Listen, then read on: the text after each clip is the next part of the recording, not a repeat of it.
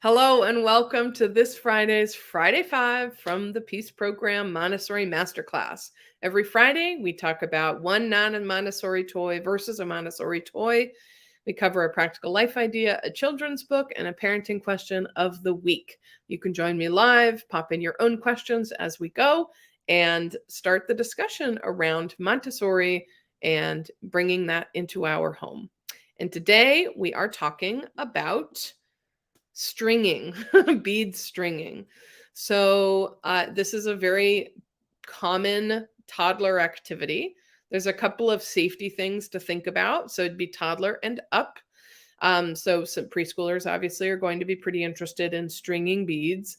And the younger the child is, the more chunkier the beads should be, because children still sometimes put things in their mouth and also sometimes their nose. And so we want to make sure that they are not being given very small beads that they would be unsafe with. But the general idea is this is a really fun fine motor activity for children. It's for sequencing, and also just that fine motor skill. Similar to threading a needle, it's that same idea of trying to accurately pull a string or a lace through a bead, and making a string of beads. Sometimes the way that you can set this up, if you use a pipe cleaner and beads, those beads would be relatively small. So that would be for generally an older child or a heavily supervised younger child. But the intention with that kind of bead stringing is often that the child is making something like a bracelet for themselves or a little keychain or something that they would then keep. That's the idea. Whereas you can set up the bead stringing activity as something that they just simply, they string all of the beads and then they take the beads off and repeat. So it's not anything that they're keeping. It's not jewelry that they're making. It's meant to be an activity on a shelf that can be used and reused. So I wanted to talk about bead stringing today because as we think about creating a Montessori style toy, we always want to be thinking about the child's development and the child's experience.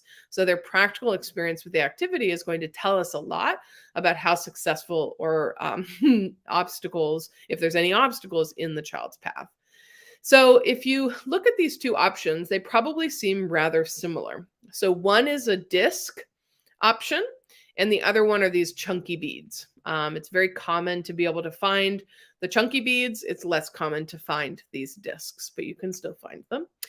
Now, if we think about the lace that is being set up for this activity, they're both shoelaces, and the part of the sort of shoelace that has the sort of wrapped end, that's called the aglet.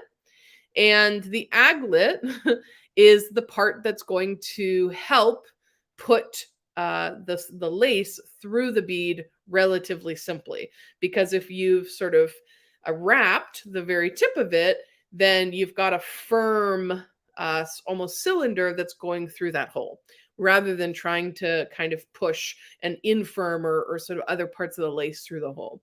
So the aglet's going to be really helpful. But if you imagine the logistics of threading a bead, let's break down the hand motions.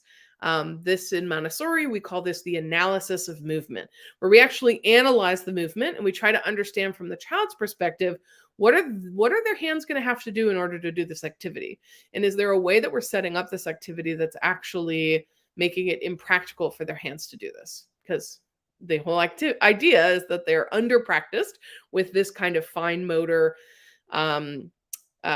use of their hands. So what would it look like to give them this opportunity? So imagine you had a thread or one of these shoelaces and you had a bead, right? So you're going to want to hold the aglet at the end of the aglet. Imagine holding the string by the actual string part, not the firm part. Well, now the whole thing's drooping and it's hard to put the bead on. So you're going to want to hold the lace by the very end of the aglet, not the end of the lace, the end of the aglet. So you're going to want to hold that. And then you're going to want to take a bead and you're going to want to put it on. So you hold this, you get a bead, and then they put it on. Now there has to be a bit of a sleight of hand because if I am holding the bead, I either have to let go of this side and try to get it on this side, or I'm going to hold on to the aglet, let go of the bead, and then grab it over here. Hopefully you can kind of see where I'm going with the chunky beads, but the chunky beads, if you look at the length of the hole, it's about the same length as the aglet.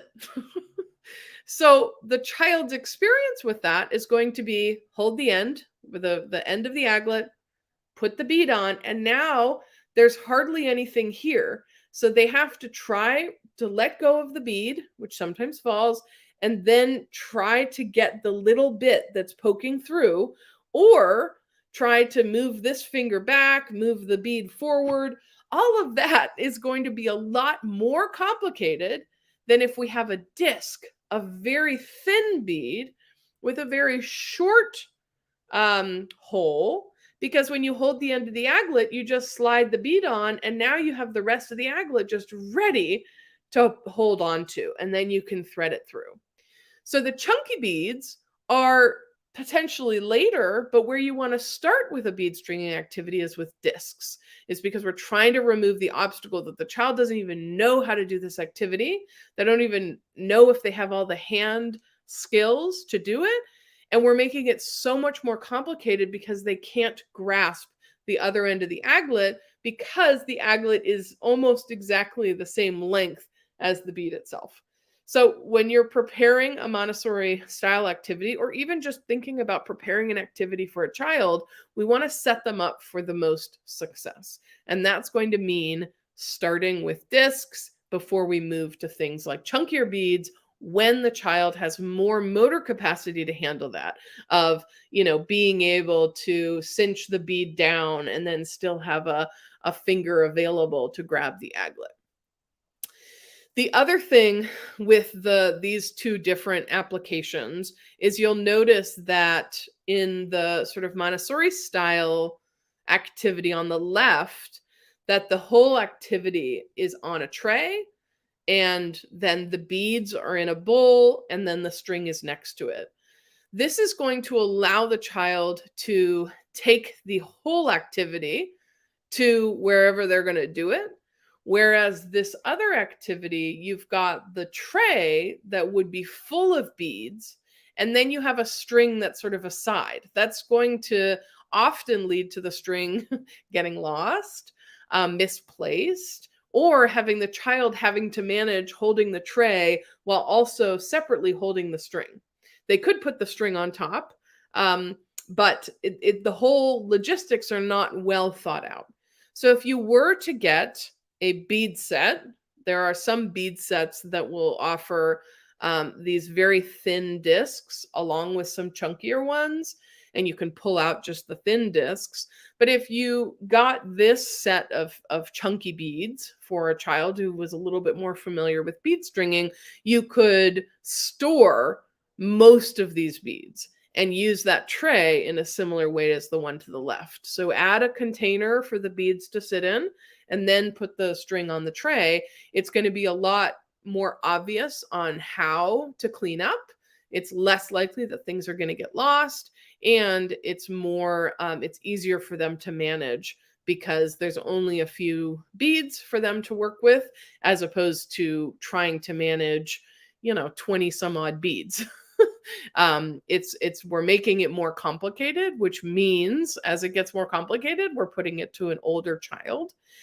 And sometimes these activities will clearly be for a younger child, like a toddler or an early preschooler, but they're positioned to be more complicated when a 4-year-old or 5-year-old might be less interested in something like this. So we want to design things that are going to be the age that the child is going to be most interested in, and the simplicity of that age, so that the child who's most likely to be interested can actually do the activity.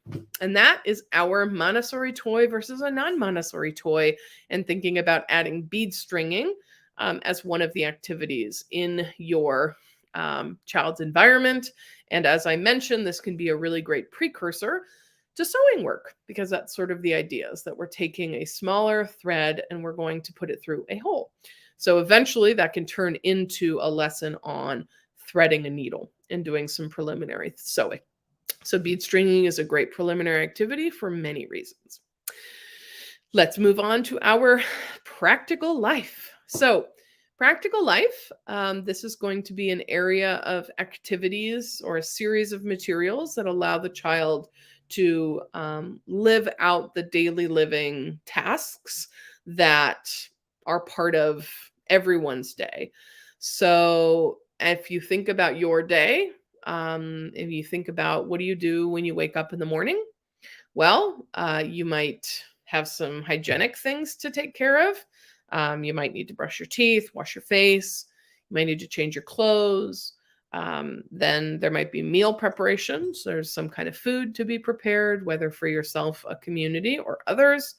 There might be sort of things to gather if you need to go out the door with certain things. So there's sort of a gathering of things. Then there are different maintenance tasks around the home, whether it's taking care of animals, plants, sweeping, vacuuming, dusting, washing.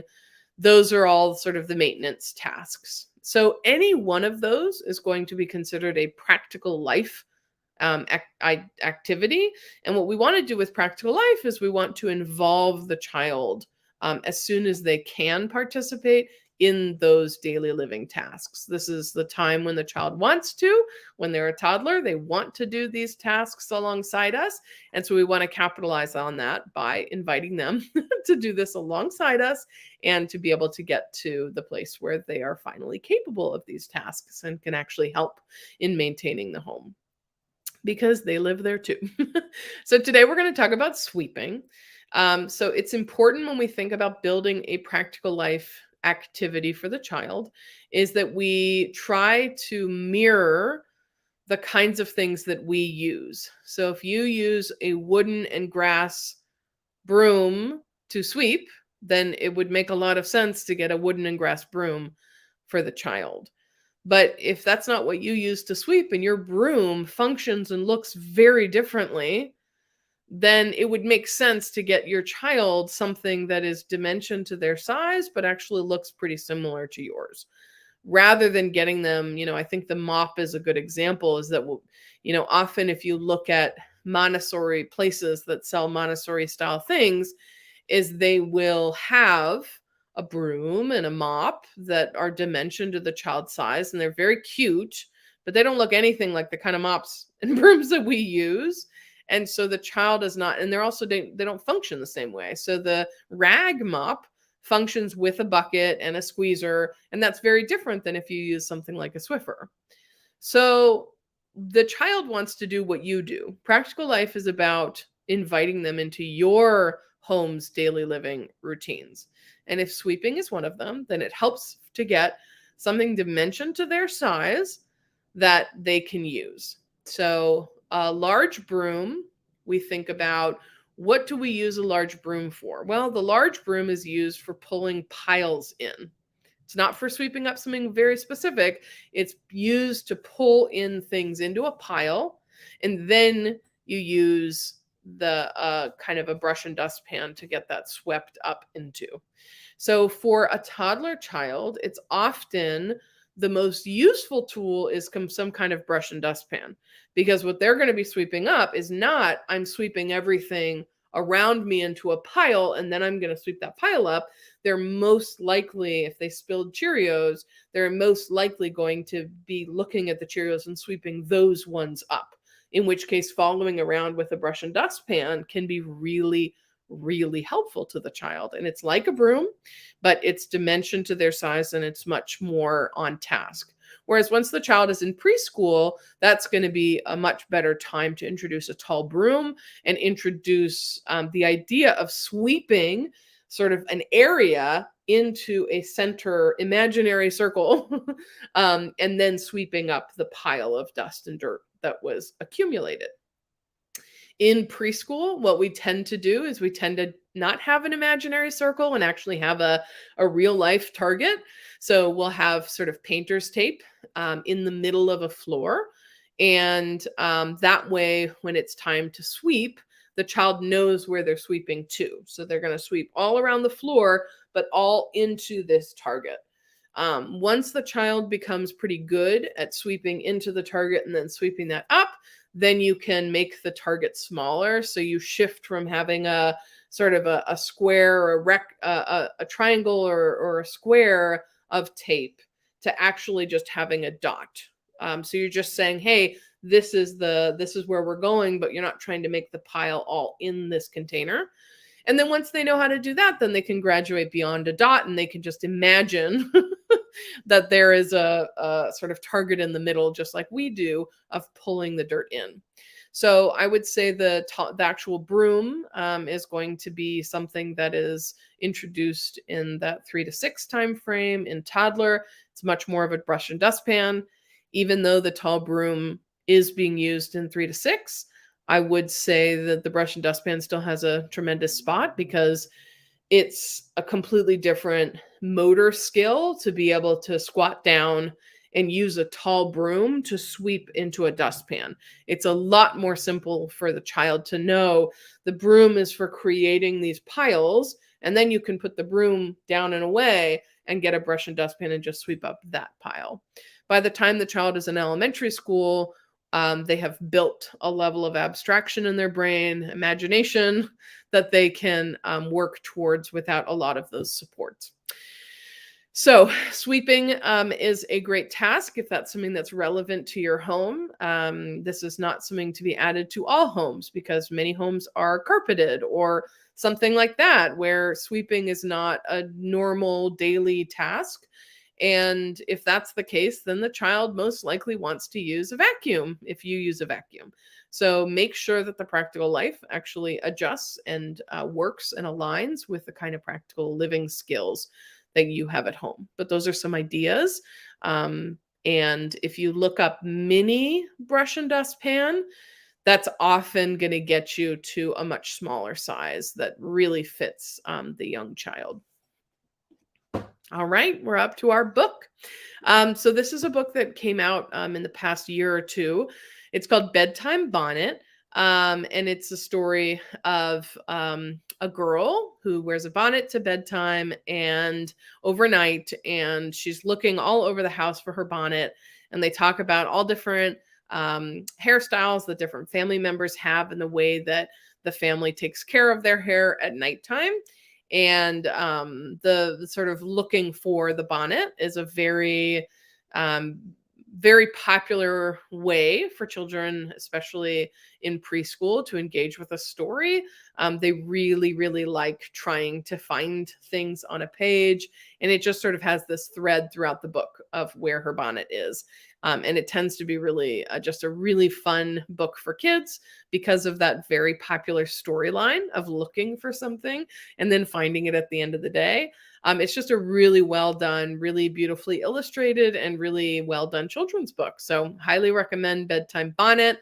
This is going to be a great story, probably for your 2s and up, maybe the low 2s. This might be a longer story than they can handle, but certainly preschool is a great time for this story. So check out Bedtime Bonnet. And our last one is our parenting question.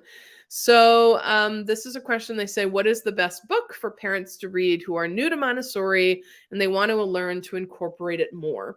So this is a great question because so much of Montessori is based and centered on the development of the child. So there are books about Montessori parenting that can help you with the translation of here's the development, and then here are some ideas of ways to support that development that come from Montessori's work and theories.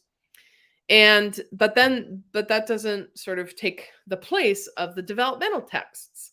So it can be really helpful to just remind yourself that it doesn't have to be a Montessori text to be able to use the information in a Montessori way. So the Montessori beginning point, what Montessori did before she even invented the Montessori method, was she went to medical school and she studied child development. So there are some really good developmental texts for you to learn about child development, human development, parenting during this stage. A couple of the ones that I really liked, one of them was called Brain Rules for Baby. That was very specific to birth to 5. And it gave really clear examples about how the child sort of broadly develops in their brain and what it would look like to support them and what's important to them. So that's a very helpful developmental book that doesn't get very dry. Certainly, there's a book called What's Going On in There that is very much a developmental text. So it's whereas Brain Rules for Baby writes more like a novel, like you can read through it and it's interesting with stories. What's Going On in There is like a textbook. So that's where you can get a lot of really clear developmental information. But there's little translation, and it's not something you would read from cover to cover. And then the last one, this one's not specific to infant and child development, but it is a book about the brain. It's called Resilient. That particular book, I really enjoyed reading. It really helps clarify the way that the brain builds resilience and the way that we can think about the child's experiences as it relates to resilience and adaptability.